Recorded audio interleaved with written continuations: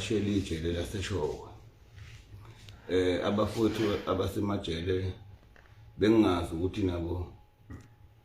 kanti bangikhonze kanjena benza ngishika yashi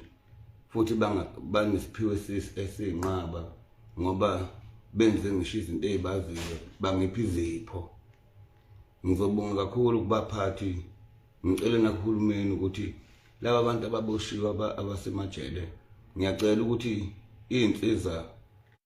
azo bezanyelwe ngoba namhlanje ngibonile ukuthi amakhono lapha ayinqaba kabi ngoba ngibona ingoma namhlanje ngaphinde ngabona abaculi ngaze ngabona ngisho mama bethu nodadewethu ababoshiwe lapha eShowe ngakhala ngengane esele emakhaya ngabona namakhehla ke nje amadala khona amakhehla amathatha zimpunga engize ngacela kubaphathi lapha nejele ukuthi lezi impunga lezi ngoba ngibuzile esilapha nabanye ke nje abangakithi ngazi ukuthi basegoli kanti ngibafuce ejele. Ingakho ngithe mina ngiganza kwethu